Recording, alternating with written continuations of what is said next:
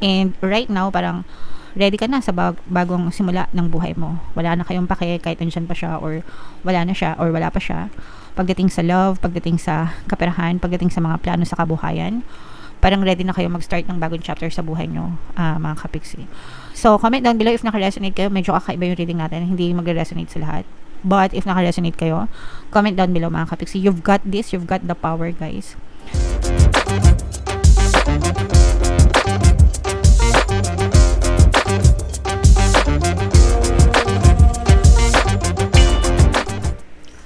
Hello guys, hello Cancer, welcome back to Pinoy Pixie Tarot. Ang pamagat ng episode natin for tonight is New Moon Kapalaran para ngayong March to April para sa Cancer, Sun, Moon, Rising, Sign, and Venus.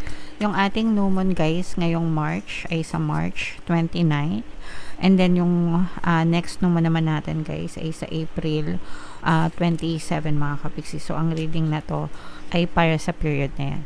Unahin natin to guys. Grabe naman. Unang-unang message pa lang sa inyo, Cancer. Good luck agad. Okay? Luck is on your side. Grabe. Mind nyo na to guys.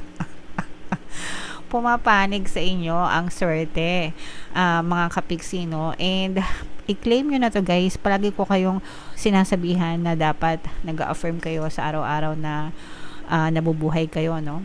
And pagdating sa good luck affirmations guys, yung chant ko is swerte ako, swerte ako, swerte ako, swerte ako sa lahat ng aspeto ng buhay ko. Okay?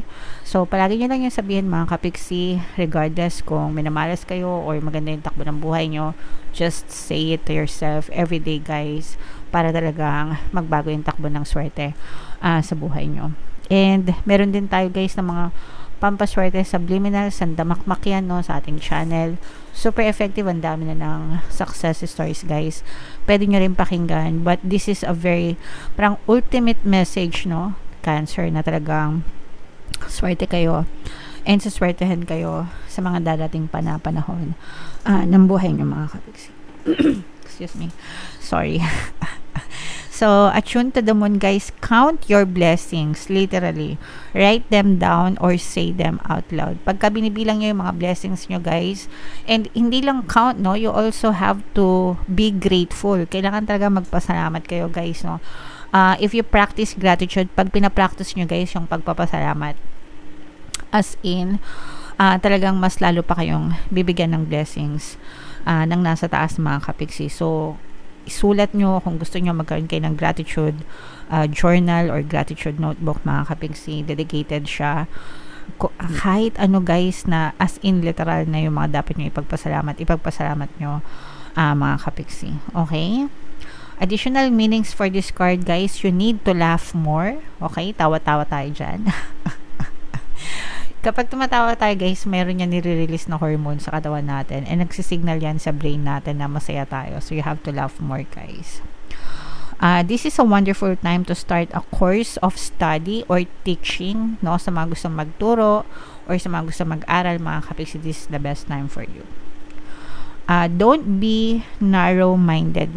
Wag ano guys, wag makitid yung utak, no. Kailangan open-minded tayo sa lahat ng bagay, di ba?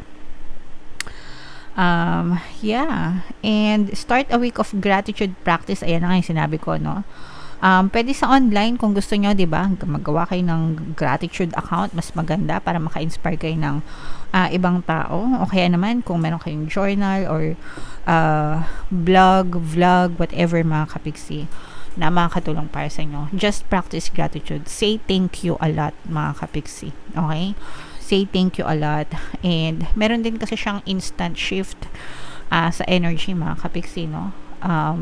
Kapag grateful kayo, sobrang magbabago talaga yung energy nyo guys. Kaya practice gratitude mga kapiksi, lalo na kung sobrang nega kayo sa buhay, mas lalong kailangan yung practice yung gratitude mga kapiksi. Okay? Alright. So i-mind nyo na yung swerte na yan guys, no, sa comment section.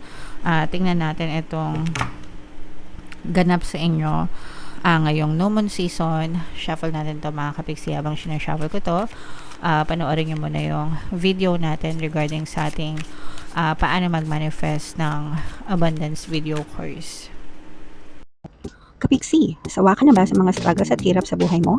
Masipag ka ba at masikap sa buhay ngunit hindi ka pa rin umaasenso? Ilang beses ka na bang nag-attempt magnegosyo at mag-invest pero palagi ka pa rin nalulugi? Sa pagkakataon na ito ay maaaring may subconscious beliefs ka na nagiging balakid sa iyong pag-unlad at pagyaman. Introducing, paano mag-manifest ng abundance video course.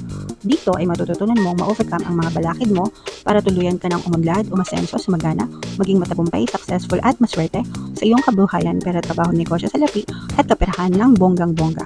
Dali, mag-send na ng email sa pinoypixie@gmail.com at simulan na ang iyong pagyaman ngayon. Alright, so sa lahat ng gusto mag-avail ng course guys, naka-flash sa screen nyo. Una, meron tayong paano mag-manifest ng abundance video course. Pangalawa, meron din tayong paano mawala ang third party at magkaroon ng harmonious na relationship. And meron din tayong email coaching, manifest your desires using the law of attraction. So sa mga interesado guys, mag-send lang kayo ng email sa pinoypixie@gmail.com. So Cancer guys, this is both negative and positive mga kapiksi.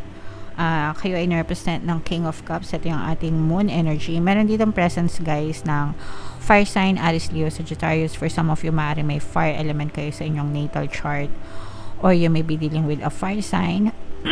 Ito guys, nakikita natin na this is both sa money at saka sa love, no? For some of you, nagkakaroon kayo ng problema mga kapiksi sa pag-ibig. For some of you, pwedeng you may be puro emotional pain. Ito guys, no, nararamdaman natin. At saka sobrang stress na yung iba sa inyo, masakit yung ulo nyo, you're dealing with a person, pwedeng narcissistic ito mga kapiksi. And this person is giving you a cold treatment guys, no? Ibig sabihin malamig talaga yung pakikitungo nitong person na to sa'yo. And sinusubukan mo maging understanding as much as you could dito sa person na to. Talagang sinusubukan mo siyang intindihin, sinusubukan mo siyang patawarin, sinusubukan mo siyang unawain sa lahat ng pwede niya, lahat ng ginagawa niya, pero super cold, as in very distant, cold, mas malamig pa sa yelo yung pinapakita at pinaparamdam sa inyo itong person to. For some of you, pwedeng nag-ghosted na rin kayo nito guys, as in parang kahit na in a relationship pa kayo, kahit na sabihin natin magkasama kayo sa bahay or what, parang hindi kayo nag-uusap, cold super guys. So, it's giving you a lot of emotional pain and sakit ng ulo na rin, mga kapiksi. And for some of you, pwedeng may issue din kayo sa pera nito, no? Kaya nga sabi ko, love na pera pa. So, parang meron din kayo sa issue sa pera nitong person na to. Pwedeng hindi kanya binibigyan ng pera, hindi siya, lalo na kung mag-asawa kayo, tas nagtatrabaho siya, parang hindi siya nag-iintrega ng pera sa'yo, yung pera niya kanya lang. Very irresponsible itong tao na to. Very makasarili for some of you. Guys, so you're dealing with a person na ganyan right now. Strong fire sign energy. Parang masaya pa siya. Hindi ko alam ba't ganito ugali nitong person na to, pero parang masaya pa siya na ganun yung pakikitungo niya sa'yo. Alam niyo yung kanta ni Keshi na War?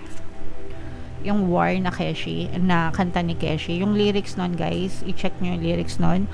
Kasi yun yung channeled message sa inyo, no? Parang since you want to go to war, let's see who hurts each other more. Parang ganun, parang nagsasakitan na kayong dalawa mga kapiksi, to the point na parang yung iba sa inyo manhid na.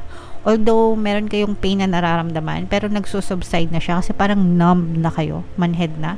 So comment down below guys if naka-resonate kayo. Pero ang maganda naman dito guys is parang naka-move on na kayo from this heartache mga kapiksi, kasi may mga friends din kayo, no, na tumutulong sa inyo, kumbaga parang nasasabihan nyo ng sama ng loob nyo, ganyan. And yung iba sa inyo guys, as in mas naging strong ka na, and yung iba sa inyo guys, parang feeling ko ready to move on na kayo dito sa relationship na to or dito sa person na to mga kapiksi. Kahit na let's say for example, okay sige hindi kayo naghiwalay, pero wala na rin kayong pake sa kanya mga kapiksi, no? And parang gusto niya na lang etong love energy na to, this is more on loving yourself mga kapiksi. And yung kakulangan niya, especially sa pera, ikaw yung nagpupuno no? Parang hindi mo siya kailangan ng dahil sa pera because you can provide for yourself and kayang-kaya mo mag-provide para sa pamilya mo. So parang nagiging independent ka na. Yung iba sa inyo nagiging detached na kayo dito sa person na to. Ibig sabihin parang lumalayo na rin yung loob nyo sa kanila guys, kasi syempre 'di ba sino ba naman makatiis sa ganitong ugali ng person, mga kapiksi. Kahit nasabi natin, okay, sige, hindi kayo hiwalay, kasi wala akong nakikitang hiwalayan dito for some of you, pero yung kalooban, ganyan, hindi na, wala na, detached na kayo sa kanila. So, parang kayang-kaya nyong tumayo sa sarili nyong mga paa, mga kapiksi. Ayun, no, parang inaalagaan nyo yung peace of mind nyo, mas pinipili nyo yung peace of mind, mga kapiksi. Although for some of you, paminsan-minsan, nandun pa rin yung nabubuntong hininga kayo, no? Kasi parang bakit kayo nagdudusa sa person na to, bakit may ganitong klaseng tao sa mundo, 'di ba? Yung iba sa inyo na stuck pa, hindi pa kayo, parang inaantay nyo lang na magising kayo na sana wala na tong person na to sa buhay nyo. Pero kung nandyan pa sila, parang inaantay nyo lang din na magbago, if ever na magbago, pero hindi na kayo umaasa sa kanila, hindi na kayo masyadong dependent sa kanila, and you're choosing your peace of mind, mga kapiksi. Yung iba sa inyo naka-move on na. So, this is both negative and positive. Negative siya kasi nandyan yung energy nila, yung negative energy ng person nyo. Pero, positive ito in such a way na hindi kayo affected sa kanila.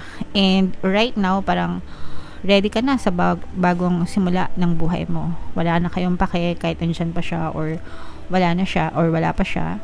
Pagdating sa love, pagdating sa kaperahan, pagdating sa mga plano sa kabuhayan, parang ready na kayo mag-start ng bagong chapter sa buhay nyo, mga kapiksi. So, comment down below if naka-resonate kayo. Medyo kakaiba yung reading natin. Hindi mag-resonate sa lahat.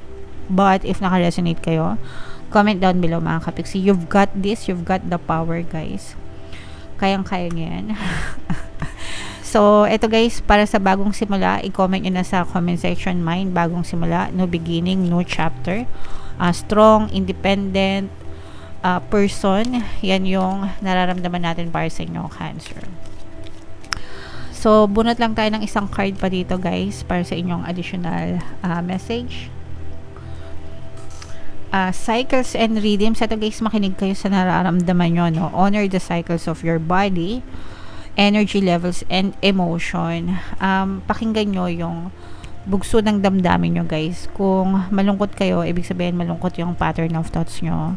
Pag masaya kayo, ibig sabihin masaya yung pattern of thoughts nyo. So, syempre, pipiliin palagi natin yung nasa masaya, guys. Nasa maganda, nasa kalmante, mga kapiksi. Para yun din yung ma-attract natin sa buhay natin. So, kung nalulungkot kayo, sad, nasasaktan, do your best para libangin nyo yung sarili nyo. Walang ibang taong makakatulong sa inyo kundi kayo.